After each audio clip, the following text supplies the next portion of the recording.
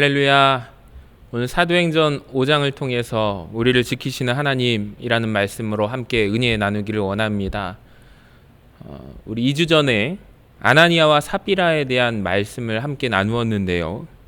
아나니아 삽비라와 사건을 한 마디로 이야기하면 이 사단의 영적인 공격입니다. 사단이 교회를 한번 흔들어 보려고 했던 것입니다. 교회 안에 들어와 있으나 사실은 그 마음에 탐심이 가득하고 사탄이 가득한 아나니아와 삽비라, 이 지도자로서 부족한 사람을, 세워서는 안 되는 사람을 지도자로 세워서 교회를 어지럽게 하려고 흔들어 보려는 사탄의 전략이었습니다. 근데 참 감사하게 베드로가 영적으로 깨어 있었기 때문에 그 사탄의 전략이 통하지 않았음을 우리가 살펴보았는데요. 그리고 초대교회의 부흥이 시작이 됩니다. 사탄은 그대로 가만히 있는가? 아닙니다. 내버려 두지 않습니다. 다른 방법을 통해서 또 사탄의 영적인 공격이 교회를 흔들려는 시도가 일어나게 됩니다. 17절을 한번 보시겠습니다. 대제사장과 그와 함께 있는 사람, 즉 사두개인의 당파가 다 마음의 시기가 가득하여 일어나서 18절에 보니까 사도들을 잡아다가 옥에 가둡니다. 지난번에는 교회 내부에 있는 사람들을 통해서 교회를 한번 흔들어 보려고 했는데, 자, 이번에는 어떻습니까? 교회 바깥에 있는 사람들을, 시기심을 이용하여 사도들을 감옥에 가두게 됩니다. 여러분, 오늘 말씀을 통해서 우리가 분명하게 알아야 될 사실이 있습니다. 사탄은 이 모양 저 모양으로 교회를 흔든다는 사실입니다. 초대교회 때만 교회를 흔드는 것이 아니라 지금도 주님의 교회를 흔든다는 것을 우리가 알았으면 좋겠습니다. 우린 너무나 순진해서요, 원수 마귀가 교회를 흔들려고 하는 시도, 교회를 무너뜨리려고 하는 시도를 잘 모릅니다. 그런데 우리의 영적인 눈이 활짝 열려서 이 사단 마귀를 대적할 수 있는 은혜가 우리에게 있기를 원합니다. 자, 그런데 이번에도 사탄의 전략을 실패하고 맙니다. 이번에는 하나님께서 직접 초자연적인 개입을 해주십니다. 18절부터 20절까지를 보니까요, 사도들을 잡아다가 옥에 가두었는데 주의 사자가 밤에 옥문을 열고 끌어내어 이르되 가서 성전에 서서 이 생명의 말씀을 다 백성에게 말하라고 합니다.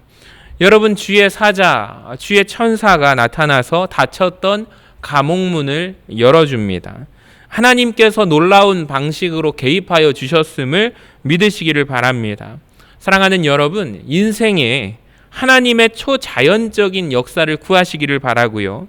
이건 하나님이 하셨다, 이것은 하나님이 도우셨다고 말할 수밖에 없는 초자연적인 그 은혜를 여러분이 경험하시고 구하시는 은혜가 있게 되시기를 주님의 이름으로 간절히 축원합니다. 자, 그런데 오늘 본문에 보니까요, 하나님의 초자연적인 도움만 나오고 있지 않습니다. 하나님이 다른 식으로 우리를 지키시고 또 일하시는 그 방법에 대한 이야기가 나오고 있습니다. 여러분, 일단 풀려났다가 또 전도 활동을 하게 되는데요, 이번에는 더욱더 큰 위험에 직면하게 됩니다. 33절을 보시면 나와서 막 전도를 하고 있는데 그들이 듣고 크게 노하여 이번에는 사도들을 없애고자 합니다. 없앤다고 하는 것이 추방이 아닙니다. 영어 성경을 보니까요, 그들을 죽여버리려고 하는 또 다른 위험에 노출되고 직면하게 되었습니다. 여러분, 성경을 보시기 바랍니다. 아까 전에는 천사를 보내셔서 이 초자연적인 방법을 하나님께서 분명히 도우셨잖아요. 자, 이번에는 하나님께서 다른 방법으로 그들을 도우심을 알게 됩니다. 34절 말씀을 보면 예상하지 못한 갑자기 한 사람을 통하여 하나님께서 일하십니다. 한 사람이 그들 가운데 일어납니다. 바리새인 가말리엘은, 여러분, 가말리엘, 이 사람은 참 우리에게 친숙한 사람인데요, 사도 바울의 고백 중에 내가 가말리엘 문화에서 공부했다는 말을 기억하십니까? 그러니까 당시에 가장 존경받는 스승 랍비, 지금도 이스라엘 사람들이 존경하는 랍비가 가말리엘입니다. 자, 그 가말리엘이 자리에서 일어납니다. 바리새인 가말리엘은 율법 교사로 모든 백성에게 존경을 받는 자라 공회 중에 일어나 명하여 사도들을 잠깐 밖에 나가게 하고 말하되 이스라엘 사람들아, 너희가 이 사람들에 대하여 어떻게 하려는지 조심하라 이런 말을 합니다. 자, 그러면서 예를 드는데요. 옛날에 드다라는 사람이 있었는데 그 사람을 기억하냐? 이 400명이나 되는 사람들이 그 드다를 추종했지 않느냐? 근데 지금 보아라. 시간이 지나니까 다 그들이 흩어지지 않았느냐?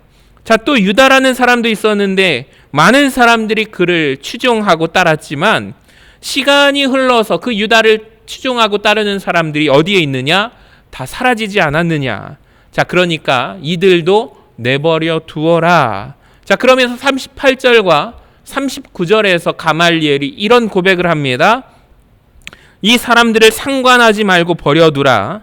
이 사상과 이 소행이 사람으로부터 났으면 무너질 것이요 만일 하나님께로부터 났으면 너희가 그들을 무너뜨릴 수 없겠고 도리어 하나님을 대적하는 자가 될까 하노라. 자, 이 이야기를 하니까요, 40절에 사도들을 죽이려고 앞장섰던 그들이 다 옳게 여겼다고 합니다. 그들의 마음이 한순간에 녹아서 변하게 되었습니다. 자, 그래서 단지 사도들을 대함으로 채찍질을 하고 놓아주는, 풀어주는 역사가 일어나게 됩니다. 여러분, 두 번의 풀어줌이 나오는데요. 한 번은 이 초자연적인 하나님의 계시, 이 천사를 통하여 일하시는 하나님, 또 한 번은 가말리엘이라는 사람을 통하여 그의 말을 통하여 연설을 통하여 하나님이 일하신다라는 것입니다. 여러분에게 묻고 싶습니다. 자, 두 번째, 가말리엘이라는 랍비, 이 사람의 마음을 감동시키셔서 이 자리에서 일어서게 하신 분도 여러분 하나님이심을, 그 하나님의 역사이심을 믿으십니까? 여러분, 우리는 하나님의 도우심을 기대할 때 하나님의 초자연적인 역사로 우리가 제한하는 경향이 많습니다. 하나님께서는 때로는 우리 인생에 일하시고 우리를 도우시고 역사하실 때 이 초자연적인 역사, 놀라운 역사를 행하시기도 하지만 이 많은 경우에는 사람을 통하여 일하시는 하나님의 섭리를 우리가 경험하게 됩니다. 환경을 통하여 일하시는 하나님을 바라보시고 믿으시기를 바랍니다. 자, 그런데 우리는 자꾸 초자연적인 하나님의 역사를 찾고 구하는 경향이 많다라는 거예요. 여기에 문제가 있습니다.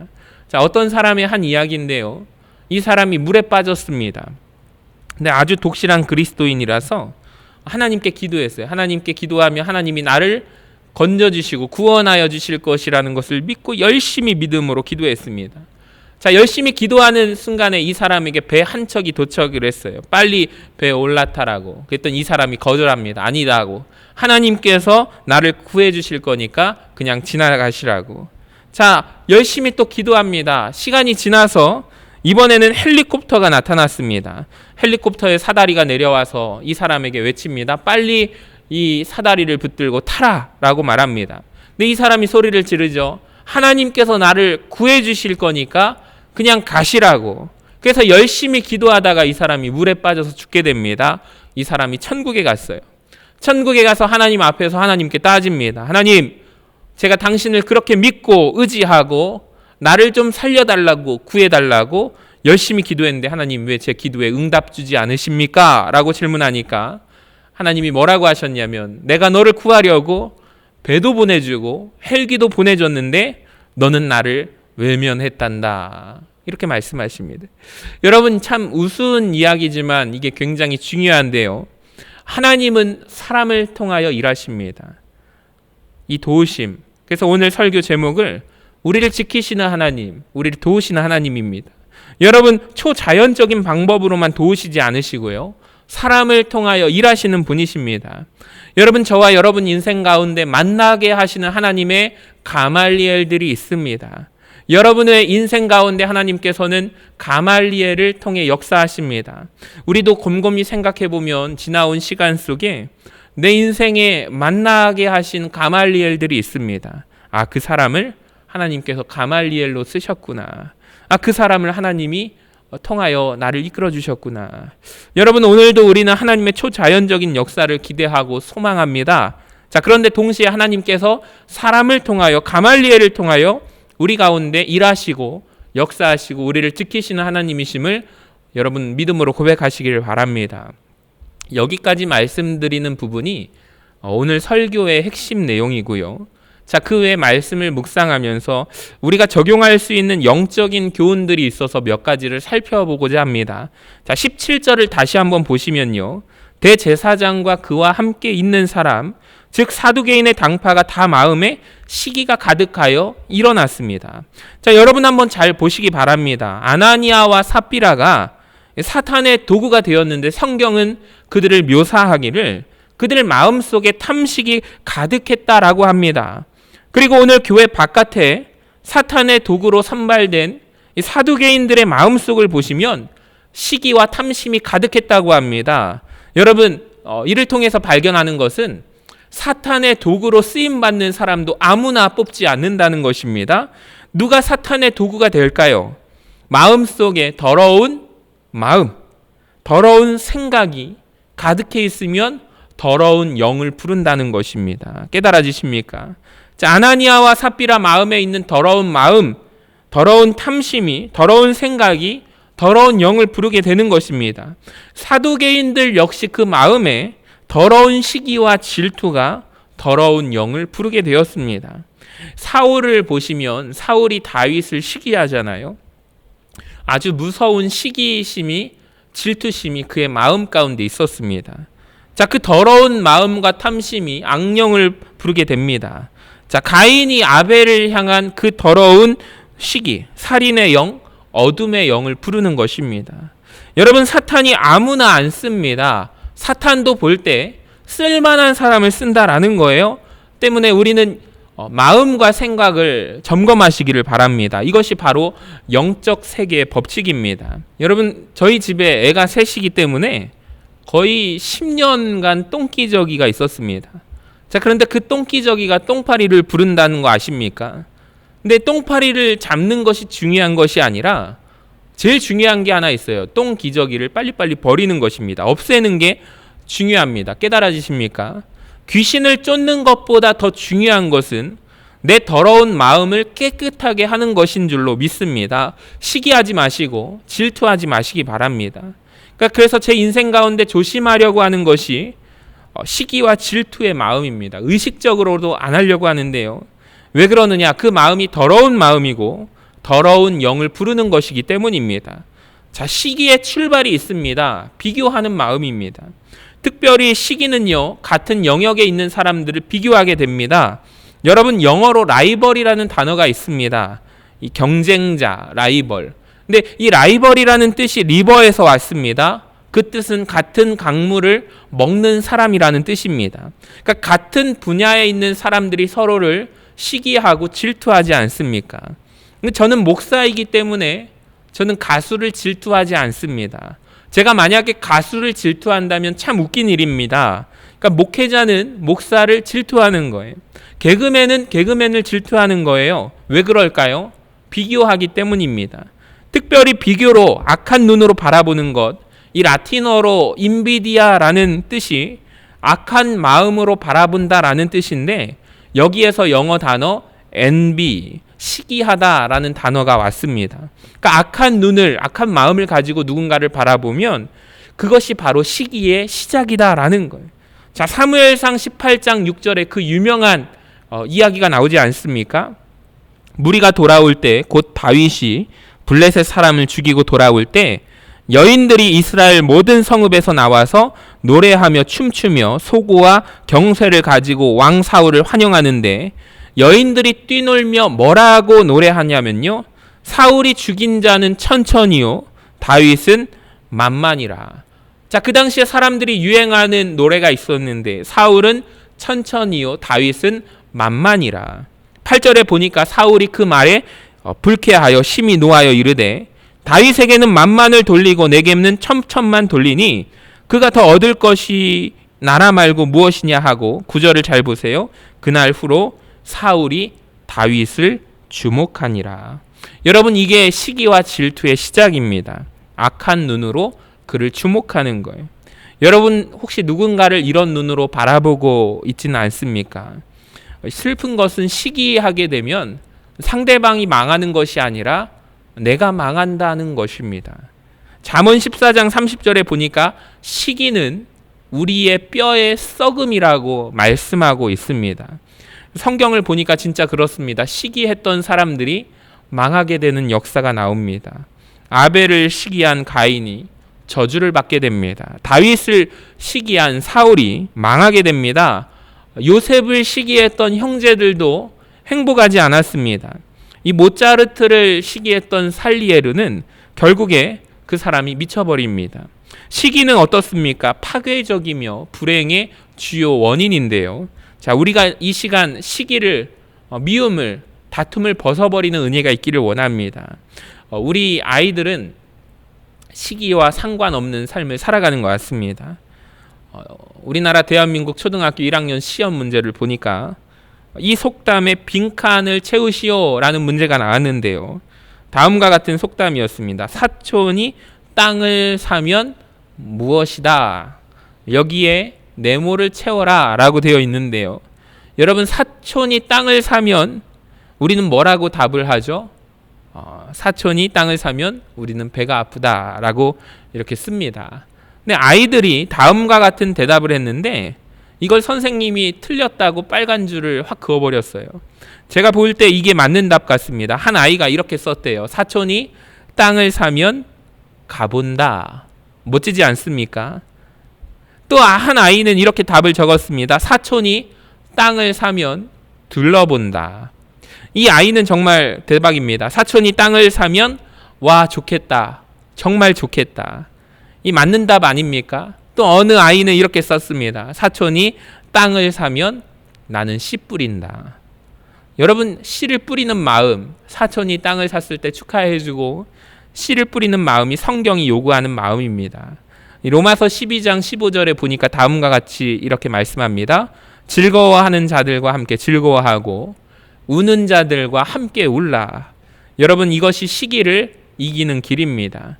우는 자들과 함께 울어주는 것은 쉽습니다. 누구나 할 수 있습니다. 어려운 것이 아닙니다. 슬픈 사람 위로하는 것은 하나도 어려운 일이 아니지만 진짜로 어려운 것은 무엇이냐면 웃는 사람 곁에서 함께 웃어주는 것, 함께 박수 쳐주는 것입니다. 성공한 사람, 잘 되는 사람 옆에서 박수 쳐주고 축하해주는 것. 옆에 교회가 부흥하면 우리가 달려가서 박수 쳐주는 것입니다. 사촌이 땅을 사면 여러분, 저와 여러분은 가보는 은혜가 있기를 원합니다. 우리가 미움, 다툼, 시기, 질투 버리고 우리 서로 사랑해. 그 은혜가 우리 안에 있기를 원합니다. 자, 두 번째 또 우리가 알아야 할 것이 있는데요. 18절에 사도들을 잡아다가 옥에 가두었습니다. 여러분, 분명히 알아야 할 것은 이 사탄의 주 공격 대상이 누군가라는 것입니다. 여러분, 언제나 사탄의 공격 대상은 리더라는 것을 아시기 바랍니다. 교회 리더를 공격합니다. 성경 말씀에 목자를 치면 양떼는 흩어진다고 말씀합니다. 여러분, 오늘날 이 시대 교회를 잘 보시기를 바랍니다. 결국에 목회자가 무너지게 되면 교회가 무너지게 되는데요.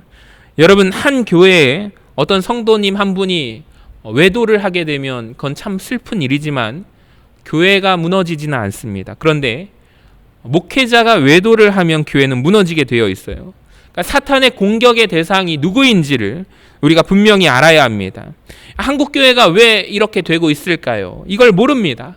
사탄의 공격 대상이 리더인 것을 모르고 지금 사탄의 소나기에 놀아나고 있는데요.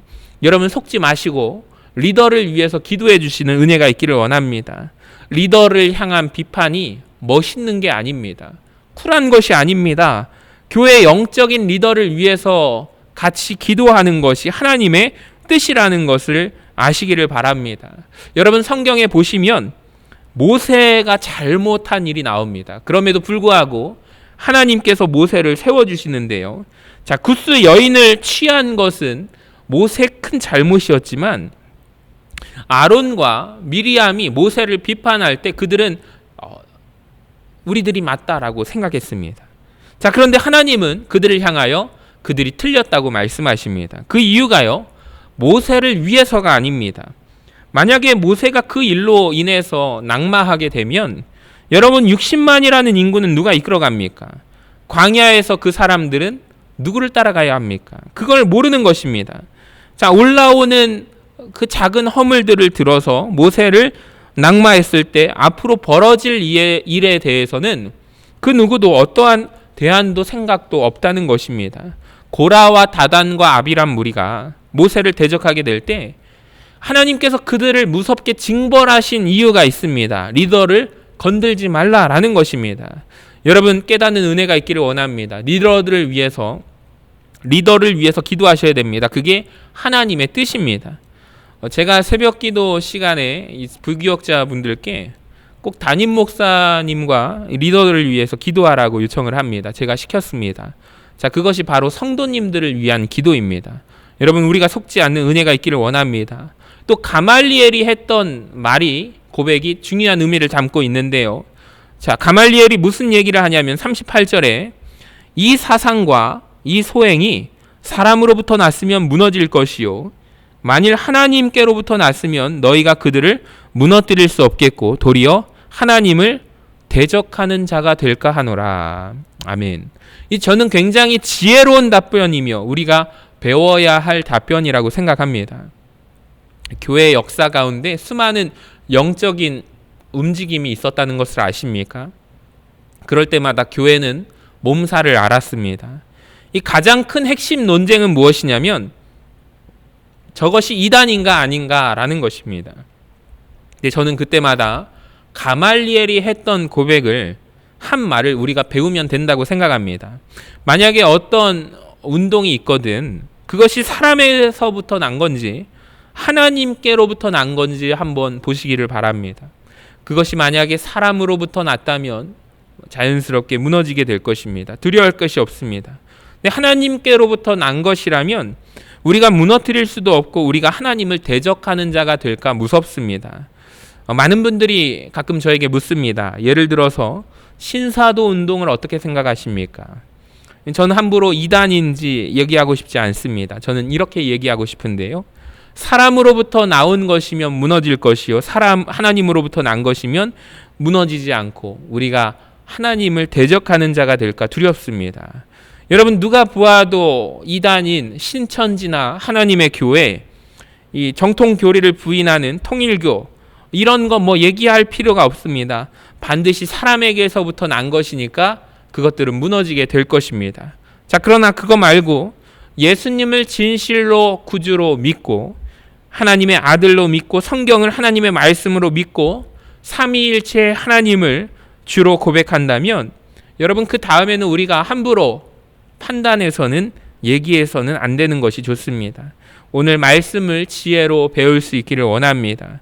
창세기 50장에 가면 요셉이 한 말에서도 배울 수가 있는데요. 아버지가 돌아가시고 나서 형들이 걱정이 되는 마음으로 요셉을 찾아옵니다. 우리에게 벌을 주지 말라고 말합니다. 자, 그때 요셉이 기가 막힌 이야기를 하는데요. 창세기 50장 19절에 요셉이 그들에게 이르되 두려워하지 마소서 내가 하나님을 대신하리까. 영어 성경에 보니까 이렇게 되어 있는데요. Am I in the place of God? 직역하면 내가 하나님의 자리에 있습니까? 하나님의 자리는 어떤 자리입니까, 여러분? 심판의 자리입니다. 그러니까 요셉은 이런 말을 하는 거죠. 내가 함부로 하나님의 심판의 자리에 앉지 않겠습니다. 서지 않겠습니다. 이렇게 말한 것입니다. 여러분 요셉의 지혜가 가말리엘의 지혜가 우리에게 있기를 원합니다. 함부로 판단하지 마시기를 바랍니다. 마지막으로 한 가지만 더 말씀을 드릴게요. 마지막 절 42절에 그들이 날마다 성전에 있든지 집에 있든지 예수는 그리스도라고 가르치기와 전도하기를 그치지 아니합니다. 저는 참 감동적이었던 것은 날마다라는 수식어와 성전에 있든지 집에 있든지라는 수식어입니다. 여러분 언제나 그들은 예수의 증인이었습니다. 언제나 어디서나 그들은 그리스도인이었습니다. 삼손 아시죠? 사사 삼손. 그의 문제는 무엇이냐면 삼손은 낮에는요 하나님의 종이었습니다. 그런데 밤에는 정욕의 종이었습니다. 낮에는 사사였고 밤에는 기생을 찾아가죠. 철저한 이중생활, 완전히 다른 사람이었습니다. 그는 그러니까 언제나 어디서나 하나님의 사람이 아니었다는 것이 문제였습니다. 그러니까 오늘날 왜 기독교에 대해서 사람들이 불신합니까? 왜 반감을 가질까요? 교회에서의 모습과 직장에서의 모습이 다르다는 거예요. 여기 안에서는 교회 안에서는 누구나 다 그리스도인이지만 직장과 학교에서, 집에서 그리스도인인지 아닌지는 아무도 모릅니다. 그런데 초대교회 그리스도인들은 언제나 어디서나 그리스도인이었다는 사실입니다. 여러분, 이 말씀이 오늘 우리에게 도전이 되기를 원하고요. 날마다 성전에 있든지 집에 있든지 언제나 어디서나 우리가 그리스도인 되기를 원합니다. 말씀을 마칩니다. 우리를 도우시는 주님, 우리를 지켜주시는 하나님, 여러분 믿으십니까? 초자연적인 방법으로 우리를 지켜주시고 또 많은 경우 사람을 통해서 일하시는 하나님의 섭리, 여러분 우리 인생 가운데 만나게 해주시는 가말리엘이 있음을 믿으시고 또 내가 누군가에게 도와주고 또 이끌어주는 가말리엘이 되기를 원합니다. 내 마음의 시기가 일어나지 않기를 원하고요. 더러운 마음과 더러운 생각이 더러운 영을 부른다는 것을 아시기를 원합니다. 리더를 위해서 기도해 주시기를 바라고, 사람에게서 난 것은 무너질 것이고 하나님께로부터 난 것은 무너지지 않을 것입니다. 마지막으로 우리가 언제나 어디서나 날마다 우리가 그리스도인 되기를 원합니다. 하나님은 나를 지키시는 분이심을 고백하며 나아가시는 우리 믿음의 서신의 성도님들 되시기를 주님의 이름으로 간절히 축원합니다.